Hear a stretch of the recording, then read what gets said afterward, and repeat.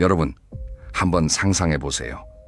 서울에 번듯한 30평대 아파트 한 채가 있고 매달 국민연금도 꼬박꼬박 150만 원씩 들어옵니다.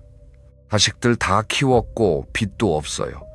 이 정도면 대한민국에서 상위 20% 안에 드는 성공한 노후라고 생각하시죠? 주변에서도 아이고 집도 있고 연금도 나오는데 걱정이 없겠네 라며 부러워들 할 겁니다. 그런데 말이죠. 통계청의 자산 분석 자료를 보면 소름 돋는 수치가 하나 나옵니다. 우리나라 60대 이상 가구의 자산 중 무려 75% 이상이 부동산에 묶여 있다는 사실 알고 계셨나요? 이건 정말 위험한 신호예요. 겉으로는 수억 원대 자산가처럼 보이지만 실제로는 하루하루 현금이 없어서 벌벌 떠는 하우스푸어 노인이 될 확률이 무려 80%가 넘는다는 뜻이거든요. 오늘 제가 드릴 말씀은 단순한 경고가 아닙니다. 여러분의 콘크리트 자산이 어떻게 여러분의 노후를 갉아먹는지 그 잔혹한 진실을 지금부터 아주 낱낱이 파헤쳐 드릴게요.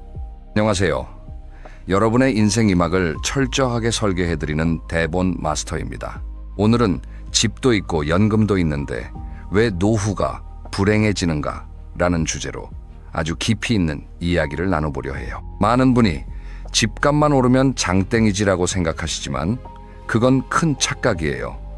부동산은 자산이지 돈이 아니거든요. 오늘 이 영상 하나만 끝까지 보셔도 여러분이 가진 집 한 채를 어떻게 황금알을 낳는 거위로 바꿀지, 그리고 연금이라는 얄팍한 방패 뒤에 숨겨진 물가라는 괴물을 어떻게 때려잡을지 완벽하게 이해하시게 될 겁니다. 1시간 뒤 여러분의 노후관은 완전히 뒤바뀌어 있을 거라고 확신합니다. 자, 본격적으로 들어가 보죠. 여러분, 자산과 현금을 혼동하시면 안 돼요. 제가 아주 쉽게 비유를 들어볼게요. 여러분이 아주 커다란 금덩어리를 하나 가지고 있다고 칩시다. 이게 시세로 10억 원이래요. 그런데 이 금덩어리는 절대 쪼개서 팔 수가 없어요. 통째로만 팔아야 하죠. 그런데 여러분은 지금 당장 배가 고파서 쌀 한 가마니를 사야 해요. 주머니엔 10,000원 한 장 없고요. 이때 10억짜리 금덩어리가 무슨 소용이 있을까요? 노후의 집이 바로 이 금덩어리랑 똑같습니다. 집값은 올랐죠.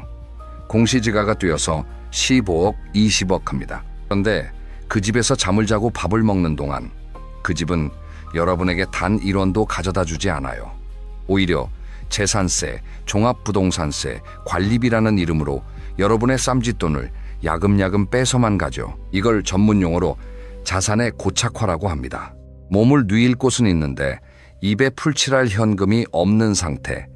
이게 바로 콘크리트의 저주 첫 번째 단계입니다. 여기서 많은 분이 이렇게 반박하십니다. 에이, 작가님, 그래도 집값이 10억 올랐으면 나중에 팔아서 쓰면 되잖아요. 자식들한테 물려줄 수도 있고. 여러분, 이게 가장 위험한 생각이에요. 첫째, 노후에 집을 파는 게 생각만큼 쉽지 않습니다. 30년 넘게 산 동네, 정든 이웃, 익숙한 병원과 공원, 이걸 다 포기하고 낯선 곳으로 이사 가기가 쉬울까요? 실제로 노인 빈곤층의 상당수가 집을 팔아 규모를 줄여 이사 가느니 차라리 굶겠다고 말합니다. 심리적 거부감이 경제적 이성을 압도하는 거죠. 둘째, 세금의 역습입니다. 집값이 오르면 여러분이 쓸 수 있는 돈이 느는 게 아니라 국가에 내야 할 세금만 늘어납니다. 국민연금 150만 원 받아서 재산세 내고 나면 뭐가 남을까요? 결국 종이 위에 부자로 살다가 생을 마감하게 되는 겁니다. 실제 사례를 하나 들려드릴게요. 제 지인 중 한 분인 70대 김 선생님 이야기입니다. 이분은 강남에 20억대 아파트를 한 채 가지고 계세요. 대출도 다 갚았죠. 겉보기엔 성공한 인생 그 자체입니다. 그런데 이분 점심에 친구들 만날 때마다 눈치 보느라 바쁩니다. 커피 한 잔 사는 것도 손이 떨린대요. 왜냐고요? 연금 180만 원이 들어오는데 여기서 아파트 관리비 40만 원 나가죠. 각종 세금 할부로 내면 30만 원 빠지죠. 건강보험료가 지역 가입자로 전환되면서 30만 원 넘게 나옵니다. 남은 돈 80만 원으로 부부 내외가 식비하고 경조사 챙기고 병원비 쓰려니까 매달 적자인 거예요. 결국 이분은 얼마 전부터 야간 경비 일을 알아보고 계십니다. 20억짜리 집에 살면서 라면으로 끼니를 때우는 비극. 이게 남의 일 같으신가요? 그럼 어떻게 해야 할까요? 가만히 앉아서 당할 수는 없잖아요. 첫째, 거주와 투자를 분리하세요. 굳이 30평대 아파트에 노부부 단둘이 살 필요가 있을까요? 집을 전세 주고 본인은 더 저렴한 곳으로 월세를 가거나 아예 집을 팔고 차액으로 상가나 배당주 같은 현금 흐름 자산으로 갈아타야 합니다. 둘째, 주택연금을 진지하게 검토하세요. 집을 자식에게 물려준다는 고정관념을 버려야 합니다. 내 집은 내가 다 쓰고 간다는 마인드셋이 필요해요. 국가에서 보증하는 주택연금은 죽을 때까지 현금을 꽂아주는 가장 강력한 무기입니다. 셋째, 현금 보유 비중을 강제로 늘리세요. 지금 당장 부동산 비중을 50% 이하로 낮추는 포트폴리오 재편을 시작해야 합니다. 가끔 어떤 분들은 자식들이 집 물려받길 원하는데 어쩌냐고 물으십니다. 냉정하게 말씀드릴게요. 여러분이 노후에 돈 없어서 자식에게 손 벌리는 게 자식들에겐 더 큰 짐입니다. 엄마 아빠가 건강하고 경제적으로 독립하는 게 최고의 유산이다라고 당당하게 말하세요. 자, 그런데 집이 문제가 아닙니다. 여러분이 철석같이 믿고 있는 그 연금, 사실 거기엔 물가라는 놈이 파놓은 거대한 함정이 숨어 있습니다. 20년 뒤 여러분이 받는 200만 원이 지금의 200만 원과 같을까요? 이제부터 그 충격적인 실체를 보여드릴게요. 자, 이제 연금 이야기로 넘어가 보죠. 여러분, 국민연금 150만 원, 200만 원 나오면 그래도 밥은 안 굶겠다 라고 안심하시죠? 그런데 여기에 정말 무서운 함정이 숨어 있어요. 바로 물가 상승률이라는 소리 없는 도둑입니다. 흔히들 국민연금은 물가 상승분을 반영해 주니까 안전하다고 믿으시잖아요. 맞아요. 숫자는 올려주죠. 하지만 여러분의 실제 구매력은 처참하게 무너질 수 있습니다. 한번 생각해 보세요. 20년 전 짜장면 가격이 얼마였는지 기억나시나요? 2,500원에서 3,000원 정도면 배불리 먹었죠. 지금은 어떤가요? 7,000원, 8,000원은 줘야 합니다. 거의 3배가 올랐어요. 그런데 여러분의 연금 수령액이 그만큼 3배가 될까요? 절대 아닙니다. 연금은 과거의 내 소득을 기준으로 산정되기 때문에 미래에 미친 물가를 따라잡는데 한계가 명확해요. 즉, 지금의 200만 원이 20년 뒤에는 지금의 100만 원 가치도 못할 수 있다는 뜻입니다. 여기서 더 무서운 건 건강보험료의 역습이에요. 직장 다닐 때는 회사가 절반 내주니까 몰랐죠? 퇴직하고 지역가입자로 전환되는 순간 여러분의 집과 자동차 그리고 그 소중한 연금 소득에까지 모조리 점수가 매겨져서 건보료 고지서가 날아옵니다. 연금 200만 원 받아서 건보료로 30만 원, 40만 원 떼이고 나면 실제 손에 쥐는 돈은 160만 원 남짓이에요. 그런데 물가는 계속 오르죠. 홍계청 발표가 아니라 여러분이 마트에서 느끼는 체감 물가는 연 5% 이상입니다. 결국 연금만 믿고 있다가는 시간이 갈수록 가난해지는 구조에 갇히게 되는 거예요. 많은 분이 그래도 나는 공무원 연금이라 괜찮아 혹은 개인 연금 들어놨어 라고 하십니다. 하지만 제가 현장에서 본 수많은 은퇴자분은 예상치 못한 복병에 무너졌어요. 바로 생활 수준의 하한선입니다. 현역 시절에 쓰던 돈이 있는데 은퇴했다고 갑자기 라면만 먹고 살 수 있나요? 제 상담 사례 중에 이런 분이 계셨어요. 교직에 계시다 은퇴해서 연금이 300만 원 가까이 나오던 분이었죠. 남들이 보기엔 신의 직장, 신의 노후였어요. 그런데 이분이 은퇴 5년 만에 마이너스 통장을 만드셨습니다. 연금 나오니까 어떻게든 되겠지라는 안일한 생각이 집 한 채 있는데 좀 도와줘야지라는 무리한 지원으로 이어졌고 결국 매달 들어오는 연금은 대출 이자 갚는데 다 들어가는 상황이 된 겁니다. 여러분, 연금은 노후의 최저 생계비일 뿐이지 여유 자금이 아닙니다. 연금만으로 노후가 해결된다는 생각은 당장 버리셔야 해요. 오히려 연금을 받으면서도 내가 따로 현금을 만들 수 있는 제2의 월급이 반드시 필요합니다. 그렇지 않으면 연금은 그저 여러분의 숨통만 붙여넣는 인공호흡기 역할밖에 못할 거예요. 자, 그런데 집도 있고 연금도 있는 분들이 가장 빠르게 무너지는 통로가 하나 더 있습니다. 바로 자식이라는 블랙홀입니다. 사랑한다는 이유로, 미안하다는 이유로 내 노후 자금을 자식에게 퍼부어주는 순간 여러분의 노후는 비참해지기 시작합니다. 이제 정말 가슴 아프지만 가장 현실적인 문제, 바로 자식 이야기를 해볼게요. 우리나라 부모님들 참 대단하죠. 본인은 못 먹고 못 입어도 자식만큼은 최고로 키우고 싶어 합니다. 그런데 여러분, 노후 준비 다 해놓고 막판에 파산하는 가장 큰 이유가 뭔지 아십니까?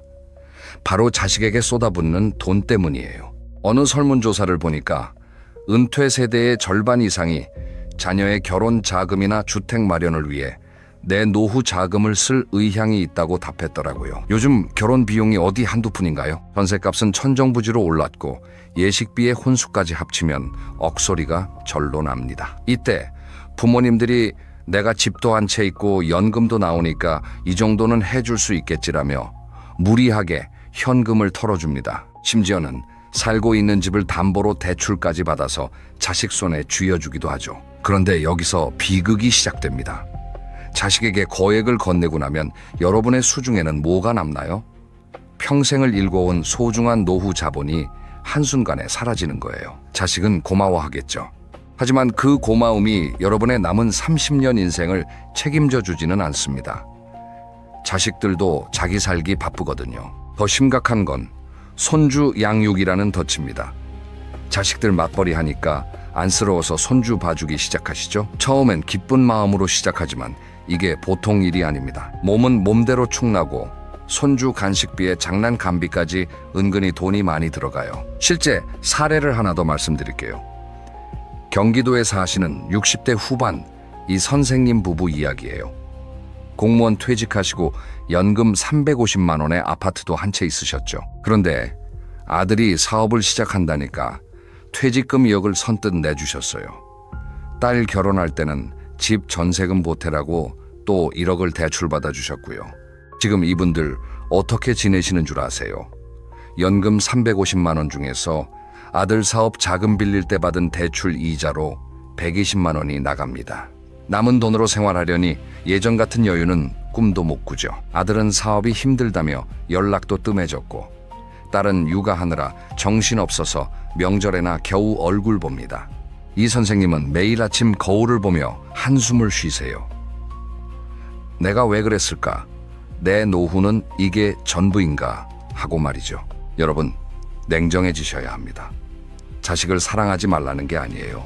자식의 인생과 여러분의 인생을 철저하게 분리하라는 뜻입니다. 무엇보다 여러분이 경제적으로 무너져서 나중에 자식에게 짐이 되는 것만큼 큰 불효는 없습니다. 얘야, 내 노후는 내가 책임질 테니 너희도 너희 인생을 스스로 개척해라 라고 말하는 것이 진정으로 자식을 위하고 나를 지키는 길입니다. 자식이라는 블랙홀에서 벗어났다고 끝이 아닙니다. 우리 인생에는 예고 없이 찾아오는 거대한 파도가 하나 더 있거든요.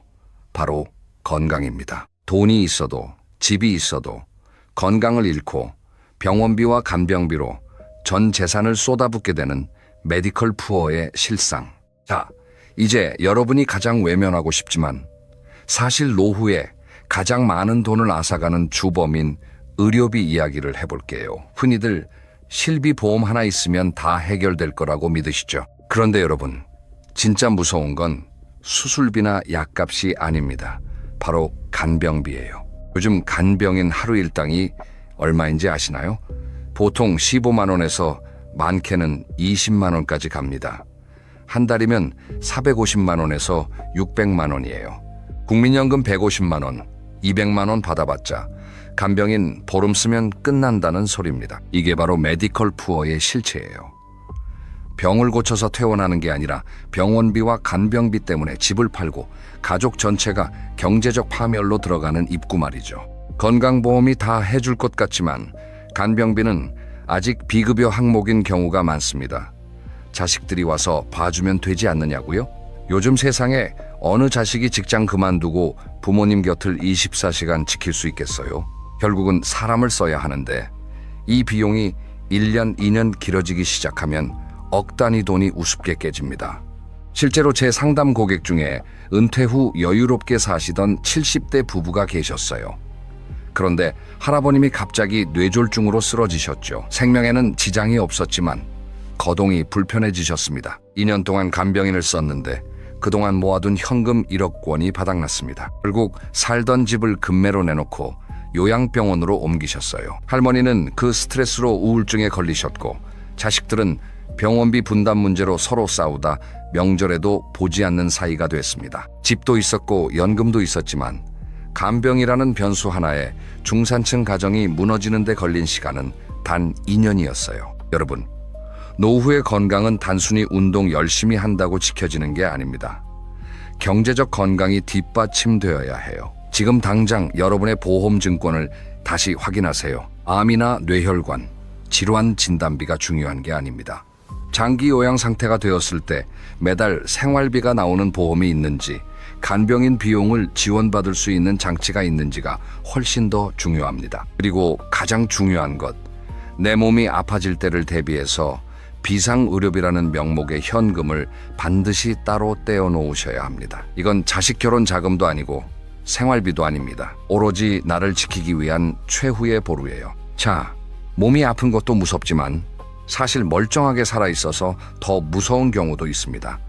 바로 품위 유지비 때문인데요. 남들 하는 만큼 하고 살려다 보니 연금이 바닥나는 현상, 이 중산층 노후 빈곤의 단계는 어떻게 찾아오는지 다음 파트에서 이어서 말씀드릴게요. 자, 이제 여러분이 의외로 많이 간과하시는데 실제로는 가랑비에 옷 젖듯 여러분의 통장을 말려버리는 품위 유지비에 대해 이야기해 볼게요. 여러분, 은퇴한다고 해서 갑자기 산속에 들어가 도사처럼 살 수 있을까요? 30년, 40년 동안 지켜온 내 사회적 지위와 생활 수준이 있는데 은퇴했다고 해서 바로 다음 날부터 1,000원짜리 김밥만 먹고 살 순 없는 노릇입니다. 여기서 발생하는 게 바로 생활 수준의 하한선 문제입니다. 통계청에서 발표하는 적정 노후 생활비, 보통 부부 합산 300만 원 내외라고 하죠. 그런데 이건 정말 숨만 쉬고 살 때 이야기예요. 친구들 만나서 골프도 한번 쳐야 하고 동창회 가서 밥값도 가끔은 내야 하죠. 경조사는 또 왜 이렇게 많습니까? 자식들 돌잔치, 친구 자녀 결혼식, 장례식 한번 갈 때마다 10만 원, 20만 원씩 쑥쑥 빠져나갑니다. 문제는 이 사회적 체면을 지키는 비용이 인플레이션과 만나면 괴물이 된다는 거예요. 오로지 연금에만 의지하는 노후에는 이 10만 원이 내 일주일치 식비일 수도 있습니다. 하지만 남들에게 나 이제 돈 없어서 모임 못 나가 라고 말하기가 참 쉽지 않거든요. 그래서 무리하게 모임에 나가고 예전처럼 돈을 쓰다가 결국 중산층 노후 빈곤의 늪으로 빠지게 됩니다. 실제로 은퇴하신 분들 중에서 가장 우울증에 많이 걸리는 시기가 언제인지 아십니까? 통장에 돈이 아예 없을 때가 아니에요. 예전처럼 친구들 만나서 웃고 떠들고 싶은데 내 주머니 사정 때문에 그 무리에서 소외될 것 같다는 공포가 밀려올 때입니다. 내가 평생을 어떻게 살았는데 이제 와서 10,000원짜리 한 장에 벌벌 떨어야 하나라는 자괴감이 밀려오는 거죠. 이런 심리적 타격은 결국 무리한 지출로 이어지고 연금은 들어오는 족족 카드가 메꾸는 데 쓰이게 됩니다. 여러분, 냉정하게 말씀드릴게요. 노후에는 관계의 다이어트가 반드시 필요합니다. 현역 시절의 인맥을 은퇴 후에도 그대로 유지하려고 하는 건 욕심이에요. 내 경제적 상황에 맞는 새로운 커뮤니티를 찾고 지출 규모를 과감하게 줄여야 합니다. 품위는 돈으로 지키는 게 아니라 내 상황을 인정하고 그 안에서 질서 있게 살아가는 당당함에서 나옵니다. 자, 그럼 이렇게 암울한 이야기만 하고 끝낼 거냐고요? 아니죠. 이제부터는 해결책을 찾아야 합니다. 집도 있고 연금도 있는데 힘들다면 그 구조를 완전히 뜯어고쳐야 합니다. 60세부터 다시 시작하는 현금 제조기 전략.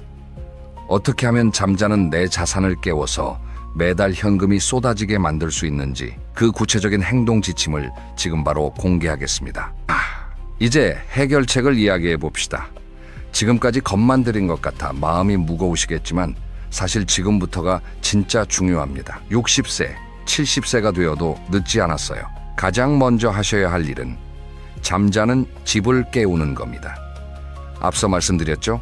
부동산은 자산이지만 돈은 아니라고요. 만약 여러분이 서울이나 수도권에 번듯한 집 한 채를 가지고 계신다면 가장 강력한 무기는 바로 주택연금입니다. 많은 분이 내 집을 국가에 뺏기는 거 아니냐, 자식한테 미안해서 못하겠다 하시는데, 이건 뺏기는 게 아니라 내 집을 담보로 평생 월급을 받는 금융상품이에요. 주택연금의 가장 큰 장점은 집값이 떨어져도 처음 정해진 연금액을 죽을 때까지 보장해 준다는 겁니다. 심지어 부부 두 분이 다 돌아가실 때까지 나오고 나중에 집값이 남으면 자식들에게 상속까지 됩니다. 자식에게 짐이 되지 않고 내 집에서 당당하게 품위를 유지하며 살 수 있는 최고의 카드죠. 두 번째 전략은 소액 노동의 가치를 재발견하는 겁니다. 여러분, 60대 이후의 100만 원은 현역 시절의 500만 원 이상의 가치가 있습니다.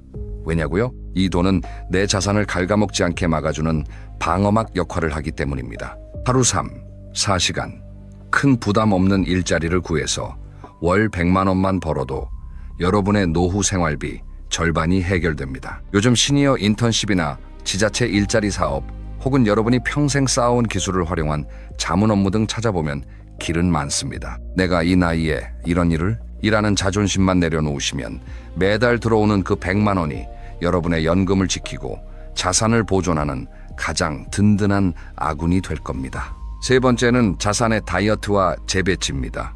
지금 당장 종이 한 장 꺼내서 여러분의 자산 목록을 써보세요. 거주용 부동산, 예적금, 주식, 보험. 아마 부동산 비중이 80%가 넘는 분들이 태반일 거예요. 이걸 강제로 조정해야 합니다.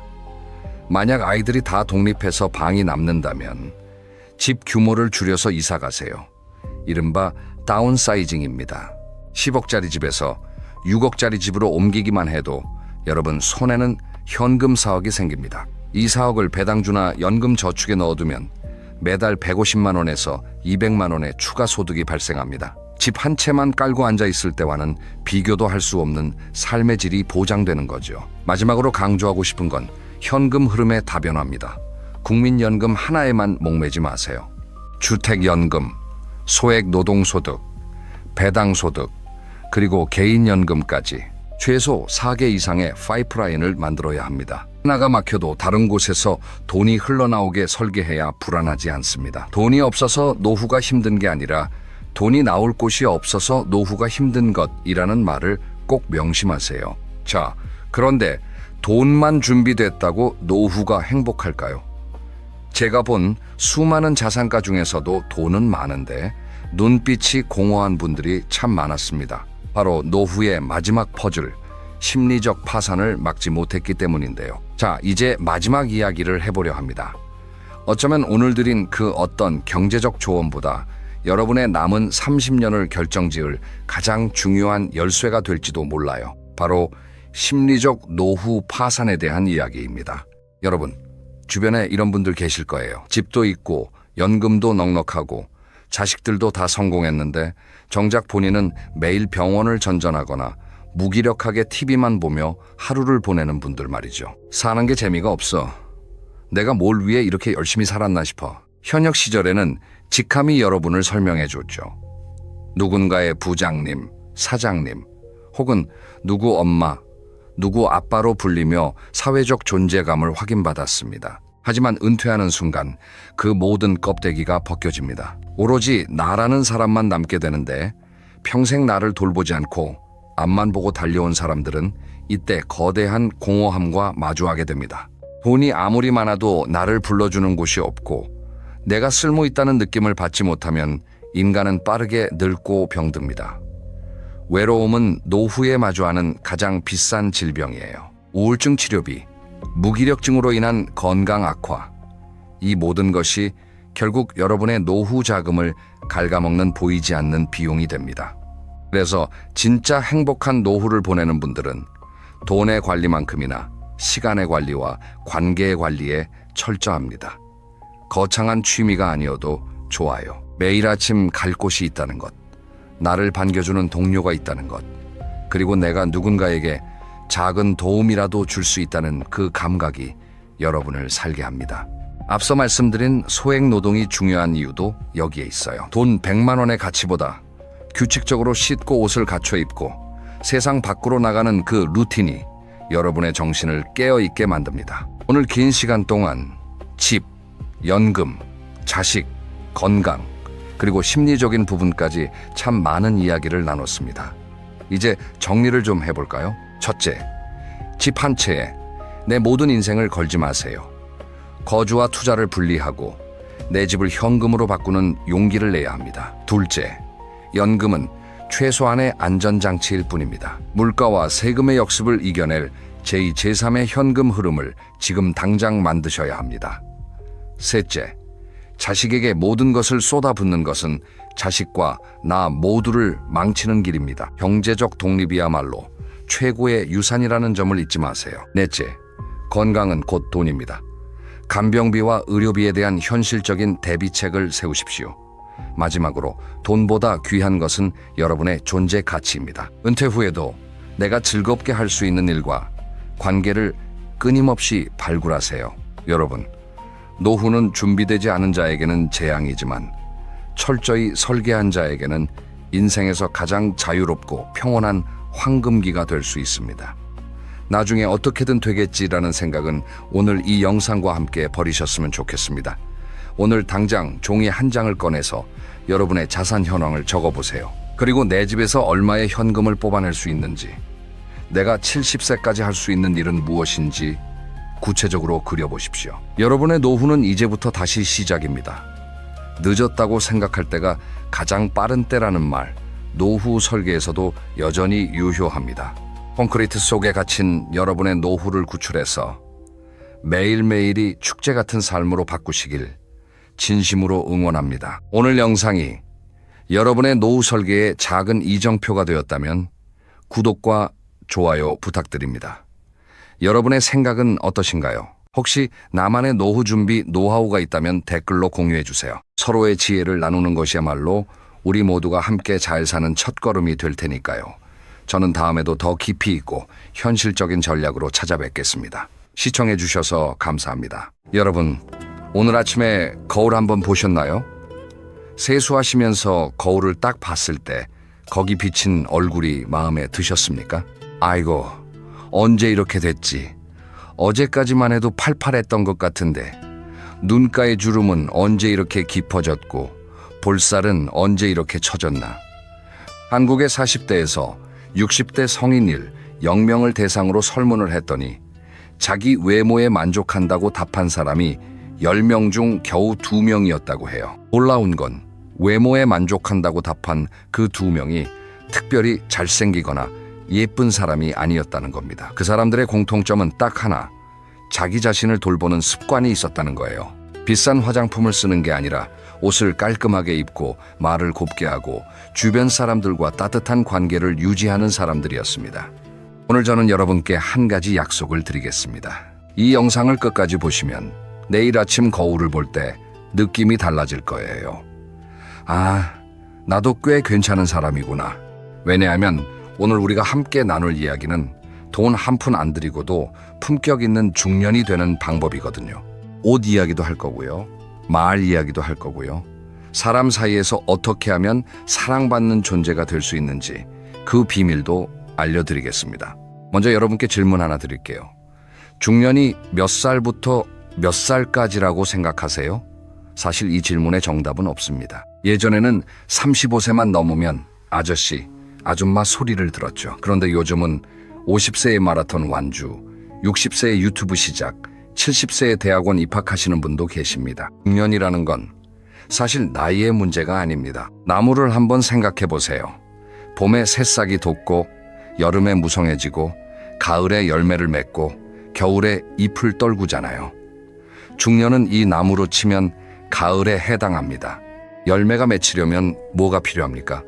뿌리가 단단해야 하고 줄기가 곧아야 합니다. 단순히 달력에 적힌 숫자가 중년을 만드는 게 아니라 내가 어떤 역할을 하느냐, 어떤 열매를 맺고 있느냐가 진짜 중년을 결정합니다. 제가 아는 분 중에 올해 62세이신 분이 계세요. 이분은 매일 아침 동네 공원을 산책하시는데 산책하면서 반드시 하시는 일이 있어요. 벤치 주변에 떨어진 쓰레기를 줍는 겁니다. 동네 사람들이 이분을 알아보기 시작했어요. 어느 날부터는 다른 분들도 하나둘 쓰레기를 줍기 시작했대요. 이분이 특별히 대단한 직책이 있는 것도 아니고 유명한 사람도 아닙니다. 그런데 동네에서 이분을 모르는 사람이 없어요. 다들 존경하죠. 이게 바로 역할의 힘입니다. 중년이 된다는 건 누가 시키지 않아도 내가 서 있는 자리에서 묵묵히 제 역할을 한다는 뜻이에요. 회사에서는 후배들에게 길을 열어주는 선배가 되는 거고, 가정에서는 자식과 부모 사이에서 다리가 되어주는 거고, 사회에서는 이웃과 이웃 사이를 연결하는 실이 되는 겁니다. 이걸 멋있는 말로 표현하면 사회의 허리라고 할 수 있어요. 허리가 건강해야 몸 전체가 바로 서듯이 중년이 건강해야 사회 전체가 바로 서는 거거든요. 그런데 문제는 이 허리 역할을 제대로 하는 사람이 생각보다 많지 않다는 거예요. 어떤 분은 나이만 먹었지 하는 행동은 20대 때와 똑같아요. 나이를 먹으니 눈치 볼 사람이 없다 싶어서 더 함부로 하시는 분들이 계세요. 이런 분들을 보면 참 안타까워요. 열매를 맺어야 할 나무가 오히려 벌레를 키우고 있는 격이니까요. 우리가 중년의 역할을 제대로 한다는 건 거창한 걸 하라는 게 아닙니다. 버스에서 자리를 양보하는 것, 식당에서 직원에게 고맙다고 말하는 것, 아파트 엘리베이터에서 이웃에게 먼저 인사하는 것, 이런 아주 작은 행동들이 쌓여서 저분은 정말 어른답다, 이런 평가를 받게 되는 거예요. 중년의 품격은 지갑이 아니라 이런 작은 행동에서 나옵니다. 중년이 되면 사람들이 나를 보는 눈이 달라집니다. 20대, 30대 때는 실수를 해도 젊으니까 그럴 수 있지 하면서 넘어가줘요. 그런데 50대, 60대가 되면 똑같은 실수를 해도 사람들의 반응이 달라요. 저 나이 먹고 저러냐, 이런 시선을 받게 됩니다. 이건 공평함의 문제가 아니라 현실이에요. 그런데 이게 부담이 되실 필요는 없어요. 오히려 기회라고 생각하시면 됩니다. 중년이 품격 있게 행동하면 그 효과가 배로 돌아오거든요. 젊은 사람이 예의 바르면 착한 애 정도지만, 중년이 예의 바르면 저분 정말 멋있다, 이렇게 되는 거예요. 같은 행동인데 나이 때문에 더 빛이 나는 겁니다. 이게 중년만이 가진 특권이에요. 자, 이 특권을 제대로 누리려면 어디서부터 시작해야 할까요? 바로 옷장에서 시작합니다. 오랜만에 친구를 만났는데 그 친구가 유난히 달라 보이는 거예요. 얼굴이 좋아진 것도 아니고 살이 빠진 것도 아닌데 뭔가 다릅니다. 가만히 보니까 옷이 달라진 거예요. 반대 경험도 있으실 거예요. 꽤 괜찮은 사람인데 만날 때마다 옷에서 눅눅한 냄새가 나고 옷깃이 누렇게 변색되어 있고 단추가 하나 떨어져 있고. 옷이라는 게 참 재미있습니다. 우리가 입을 열기도 전에 옷이 먼저 말을 하거든요. 그래서 저는 옷을 소리 없는 자기소개서라고 부르고 싶어요. 그러면 중년은 옷을 어떻게 입어야 할까요? 잘 입는다는 게 비싼 옷을 입는다는 뜻이 아닙니다. 유행을 따라가는 것도 아닙니다. 잘 입는다는 건 딱 세 글자로 요약할 수 있습니다. 깔끔함. 10,000원짜리 흰색 셔츠라도 빳빳하게 다려서 입으면 그게 오히려 10만 원짜리 구겨진 셔츠보다 훨씬 품격 있어 보입니다. 미국의 한 대학에서 재미있는 연구를 했습니다. 같은 사람에게 깔끔한 옷과 구겨진 옷을 입혀 길을 물어보게 했더니 깔끔한 옷을 입었을 때 도움받은 비율이 거의 2배였어요. 옷은 단순히 몸을 가리는 천이 아니라 상대방이 나를 어떻게 대할지를 결정하는 신호등 같은 거예요. 오늘 집에 가시면 옷장을 한번 열어보세요. 2년 넘게 안 입은 옷은 과감하게 정리하세요. 옷장이 가벼워지면 마음도 가벼워져요. 관리 첫째, 빨래를 자주 해주세요. 특히 중년이 되면 본인이 모르는 사이에 체취가 강해질 수 있어요. 이건 자연스러운 현상이에요. 둘째, 다림질을 해주세요. 셔츠든 바지든 다림질 한번 해서 입으면 느낌이 완전히 달라집니다. 셋째, 단추나 지퍼가 고장난 옷은 바로 수선하세요. 단추 하나 빠진 걸 그냥 입고 다니면 이 사람 자기 관리를 안 하는구나, 이렇게 보입니다. 나이가 들수록 피부톤이 변하기 때문에 20대 때 잘 어울리던 색이 50대에는 얼굴을 더 칙칙하게 만들 수 있어요. 반대로 50대가 되니 오히려 더 잘 어울리는 색이 생기기도 합니다. 간단한 방법이 있습니다. 옷을 하나씩 꺼내서 거울 앞에서 얼굴 가까이 대보세요. 얼굴이 환해 보이는 색이 여러분한테 맞는 색입니다. 중년이 되셨으면 이제 남의 눈치 좀 그만 보셔도 됩니다. 평생을 남이 정해준 옷을 입고 살아왔잖아요. 이제는 내가 입고 싶은 옷을 입어도 되는 나이입니다. 빨간색이 좋으면 빨간색 입으세요. 꽃무늬가 좋으면 꽃무늬 입으세요. 다만 한 가지, 깔끔하기만 하면 됩니다. 옷보다 더 강력한 자기소개서가 있습니다. 바로 입에서 나오는 말입니다. 옷은 신경 쓰면 금방 바꿀 수 있어요. 그런데 말은 한 번 뱉으면 절대로 주워 담을 수 없습니다. 살은 날아가다가 떨어지기라도 하지만 말은 한 번 나가면 영원히 돌아오지 않아요. 명절에 가족들이 모였어요. 오랜만에 다 같이 식탁에 둘러앉았습니다. 분위기가 좋죠. 그런데 아버지가 갑자기 한마디 합니다. 야, 너는 도대체 사는 게 뭐가 그 모양이냐? 식탁이 순간 얼어붙어요. 어머니는 눈치를 보시고 아이들은 고개를 숙이고 본인은 속이 부글부글 끓지만 명절이니까 참는 거죠. 말이라는 게, 특히 중년의 말이라는 게 왜 이렇게 무거운 걸까요? 중년은 가정에서든 사회에서든 영향력이 가장 큰 위치에 있는 사람이에요. 내 한마디가 자식의 하루를 좌우하고, 내 한마디가 배우자의 한 달을 좌우하고, 내 한마디가 후배의 1년을 좌우할 수 있는 자리에 있는 겁니다. 특히 가족에게 하는 거친 말은 잊히지가 않습니다. 이 사람만큼은 나를 사랑하니까 따뜻하게 대해줄 거라는 기대. 그 기대가 무너지는 순간의 충격은 낯선 사람에게 받는 상처와는 비교가 안 됩니다. 어떤 아이가 화가 날 때마다 울타리에 못을 박았대요. 화를 다스리는 법을 배워서 못을 하나씩 뺐어요. 결국 못을 전부 뺐는데 울타리에는 못 자국이 그대로 남아 있었습니다. 우리 나이의 가족에게 박은 못은 못을 빼더라도 자국이 더 깊이 남거든요. 수십 년을 함께 살아온 사이잖아요. 중년의 거친 말 한마디는 과거에 했던 모든 거친 말들을 함께 불러내요. 아, 이 사람은 결국 변하지 않는구나. 상대방이 내리는 결론이 그거예요. 결국 변하지 않는 사람. 이게 얼마나 무서운 낙인인지 생각해 보세요. 화가 나면 3초만 참으세요. 딱 3초.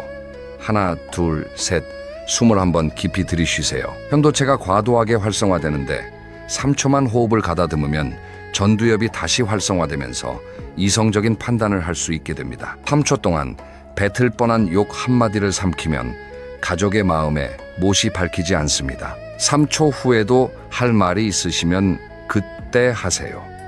다만 욕이 아니라 나는 이런 게 속상했어. 이런 식으로 내 감정을 설명하는 말로 바꿔서 하시면 됩니다. 야, 너 왜 맨날 그 모양이야? 이 말 대신에 나는 네가 그렇게 하면 마음이 아프다. 이렇게 바꾸는 거예요. 내용은 같아요. 그런데 상대방이 받아들이는 느낌은 하늘과 땅 차이입니다. 중년이 되면 목소리도 변합니다. 목소리 자체가 무게감을 갖게 돼요. 그 무게감 있는 목소리로 따뜻한 말을 하면 엄청난 위로가 됩니다. 그런데 거친 말을 하면 그건 폭력이 되는 거예요. 같은 악기인데 아름다운 음악을 연주할 수도 있고 소음을 낼 수도 있는 거죠. 어떤 소리를 낼지는 전적으로 우리의 선택입니다. 직접적인 욕이 아니더라도 말로 사람을 해치는 방법이 있습니다.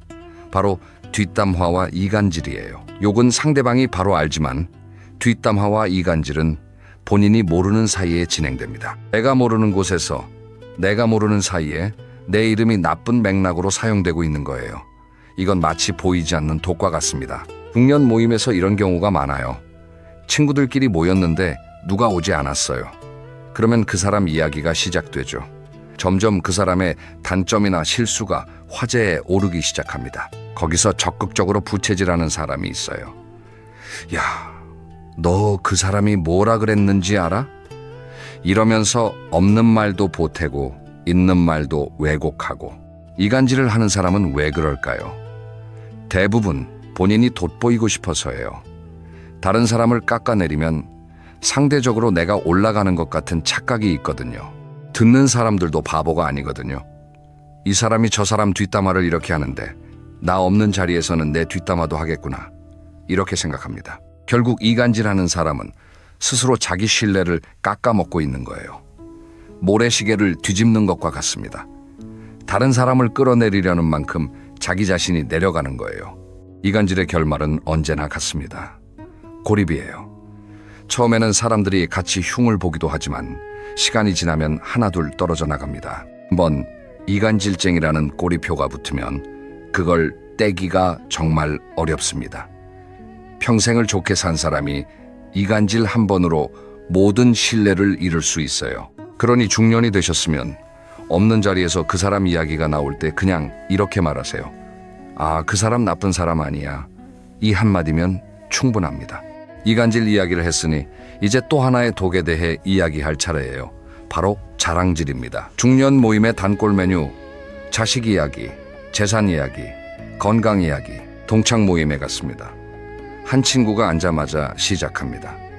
아들 회사, 연봉, 차, 아파트 쉬지 않고 이야기합니다. 다른 사람이 입을 열 틈이 없어요.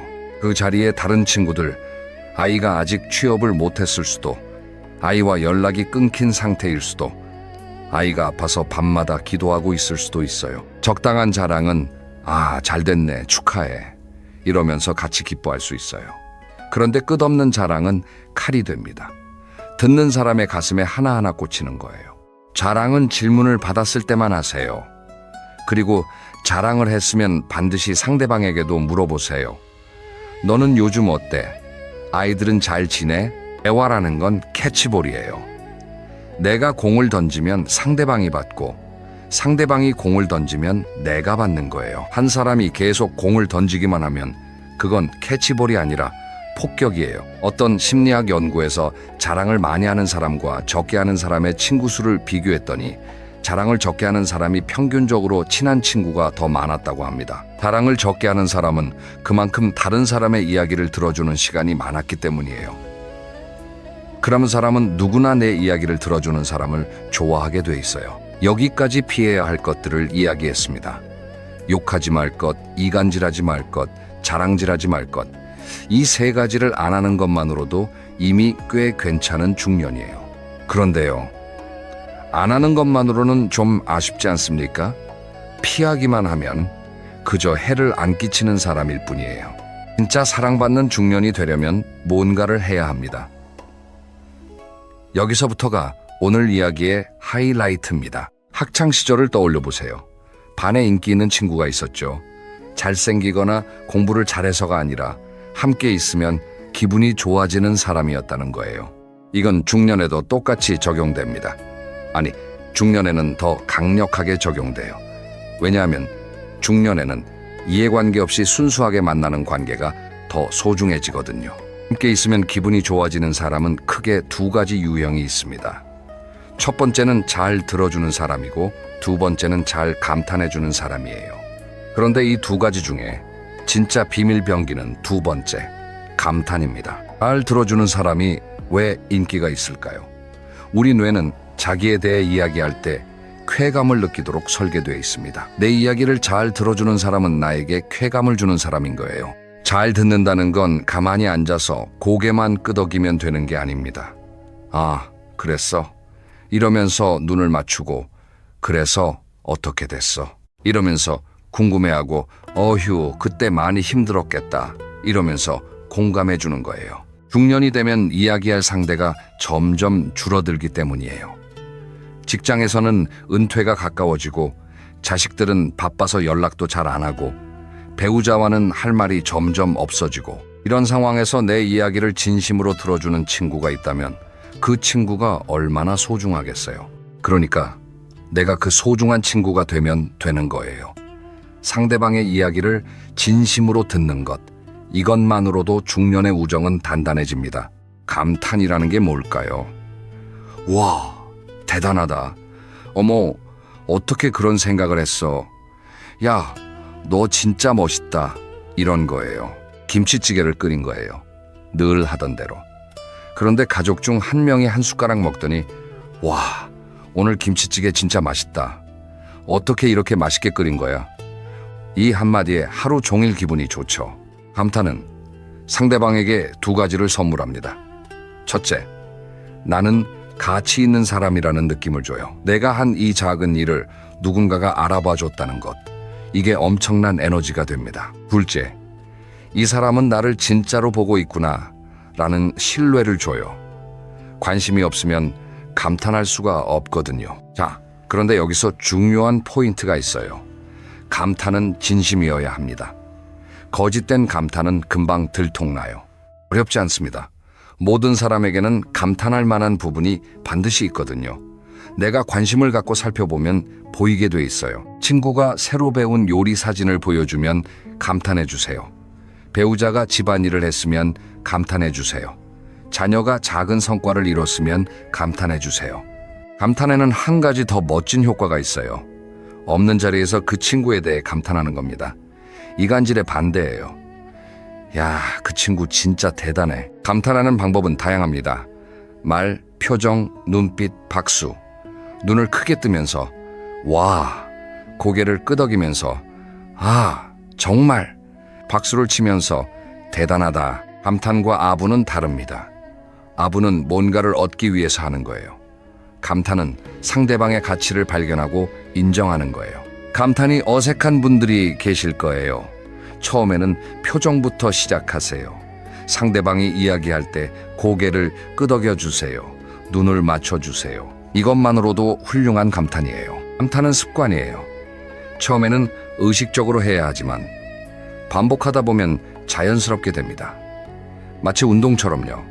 오늘부터 하루에 한 번만 감탄하는 연습을 해보세요. 가족에게, 친구에게, 동료에게 30일만 하시면 감탄이 여러분의 일부가 될 거예요. 감탄의 비밀. 받는 사람만 행복해지는 게 아닙니다. 하는 사람도 행복해져요. 좋은 점을 찾다 보면 세상이 달라 보이기 시작합니다. 이런 걸 심리학에서는 긍정의 되먹임이라고 합니다. 내가 감탄하면 상대방이 행복해지고, 상대방이 행복해지면 나한테 더 잘 대해주고, 그러면 나도 더 행복해지는 거예요. 이 선순환이 시작되면 인간관계가 완전히 달라집니다.